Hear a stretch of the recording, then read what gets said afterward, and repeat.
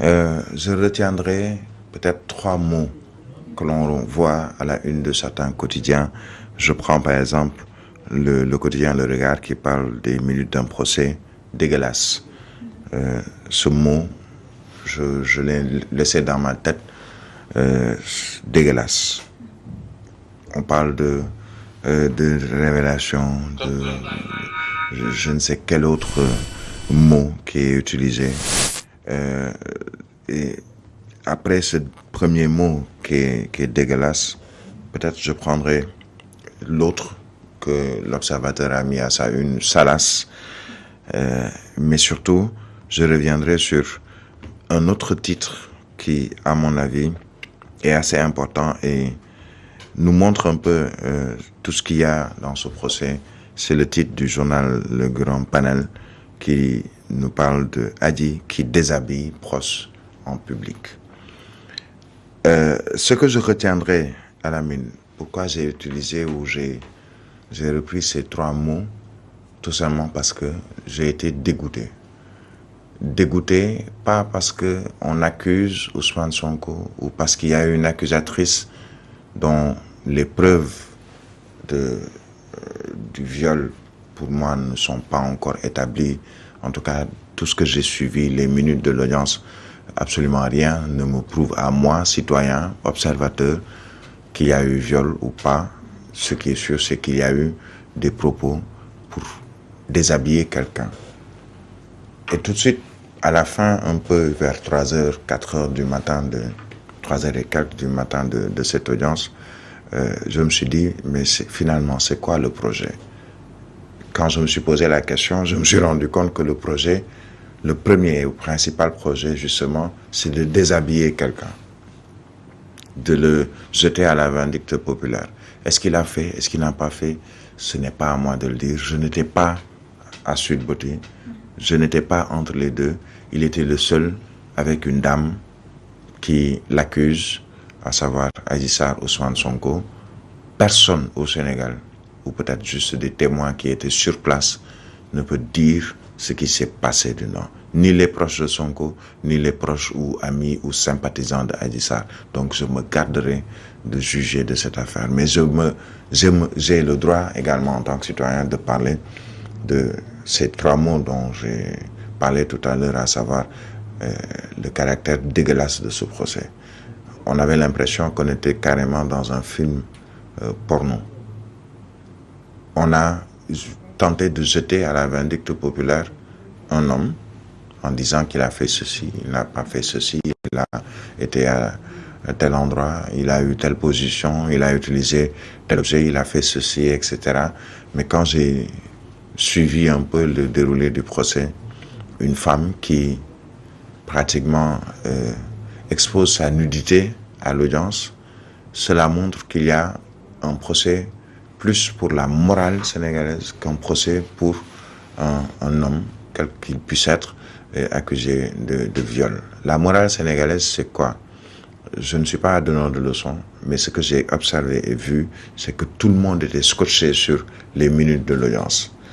Et tout le monde était scotché surtout sur ce qu'on appelle les scènes torrides qui ont été décrites par la dame Adji Sarr et peut-être une des témoins. Mais dans un procès criminel, en matière criminelle, ce qu'on attend, c'est surtout des preuves de la culpabilité ou non d'une personne, puisqu'il s'agit de... C'est un avocat, c'est l'avocat de Adji Sarr. Comme un maître Ciré Clédor Ly vous dira, on n'a absolument rien, parce que ce sont des avocats. Ce sont plus des conseils. Là, c'est le mot conseil qui revient, puisque j'ai vu certains dire, mais la dame Ndeye Khady Ndiaye, propriétaire du salon de massage, n'était pas assistée, il n'y avait pas d'avocat, mais le juge du tribunal a rappelé qu'en matière criminelle, le prévenu, ou les prévenus sont assistés par un conseil. On peut vous commettre un avocat d'office, ça c'est juste une parenthèse pour dire que le juge connaît le droit. Les avocats également connaissent le droit, mais comme c'est un procès public, il fallait également jouer un peu sur l'opinion dans les propos pour dire non, il était seul face à son bourreau ou face à un juge. Il n'était pas seul. Il y avait au moins un avocat commis d'office et surtout, l'avocat ici ne fait qu'assister le client.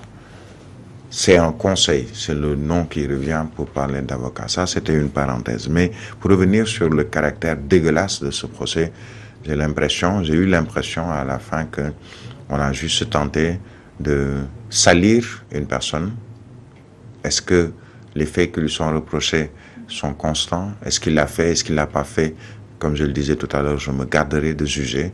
Mais ce qui est sûr, c'est qu'on a tenté de salir quelqu'un qui auparavant est vu ou était vu, c'est selon la position dans laquelle on se trouve, comme, on le dit un peu, pas un saint homme, puisque je l'ai dit, je le répète, il n'est ni Dieu ni le prophète, personne ici n'est ni Dieu ni le prophète, mais qui avait quand même, et qui a toujours, pour certains en tout cas,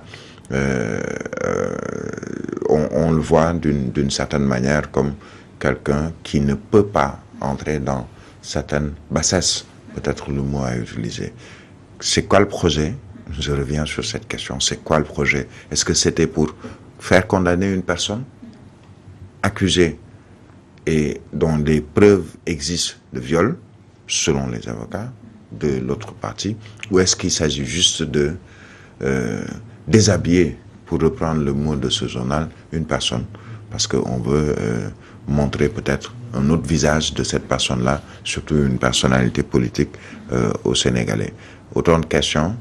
Le 1er juin, c'est pour bientôt, et c'est un jour que beaucoup craignent. Pourquoi?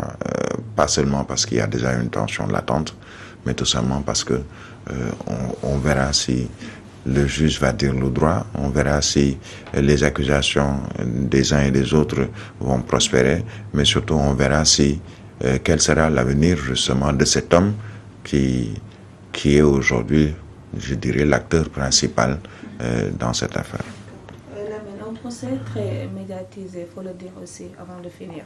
Bien entendu, c'est tout à fait normal, c'est de bonne guerre comme on a l'habitude de le dire, puisqu'il faut le rappeler aussi, c'est depuis le début du procès que, en tout cas, qu'il y a eu en tout cas cette guerre de médias, aussi bien au niveau des deux avocats, en tout cas des avocats des deux parties, de la défense et justement de la partie civile, il faut le rappeler, mais c'est tout à fait normal puisque il faut noter la personne qui est en tout cas impliquée sur ce projet-là. C'est qui exactement? C'est un leader de l'opposition sénégalaise, c'est un leader politique, donc c'est tout à fait normal, d'autant plus qu'encore une fois, il faut le rappeler, on peut dire que, comme a l'habitude de le dire Birahim Touré, naturellement, c'est le leader de l'opposition sénégalaise. Donc, c'est tout à fait normal que les médias puissent se tourner, je dirais même pas les médias nationaux, mais même à l'échelle internationale, tous les médias sont en tout cas, tous les regards se sont orientés hier au niveau du palais de justice donc du Sénégal, bien entendu, puisque quand on regarde même nos confrères qui sont à l'étranger, la une de leur site, c'est tout à fait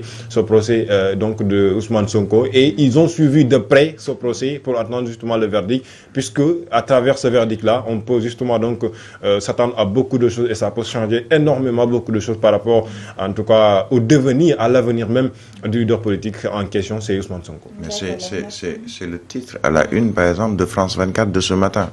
C'est le premier élément, c'est le titre à la une de France 24. Ça veut dire que tout le monde regarde un peu ce qui se passe au Sénégal.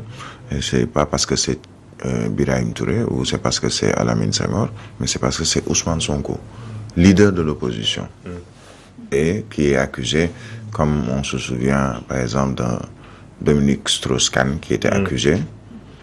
Est-ce que son accusatrice a subi les douleurs peut-être d'une tentative de viol ou d'un viol?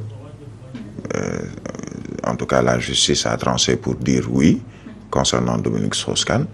Est-ce que ce sera le cas pour Ousmane Sonko? On a vu la conséquence ou les conséquences concernant Dominique Strauss-Kahn en France, qui était le superpuissant du FMI, qui était présidentiel et même le prochain président pour beaucoup d'observateurs, et qui finalement aujourd'hui est rangé aux oubliettes parce qu'il y a eu une accusation d'une femme. Est-ce qu'elle a été mandatée pour cela ou pas? Je ne pourrais le dire. Est-ce que c'est la même situation qui risque de se poser au Sénégal? La France, c'est pas le Sénégal. les convictions sont différentes et surtout la tension qui existe aujourd'hui au Sénégal, elle n'est pas pareille que celle peut-être vécue en France avec juste quelques échappées solitaires. Mais ce qui est sûr, c'est que c'est une situation, on a l'impression que l'histoire se répète.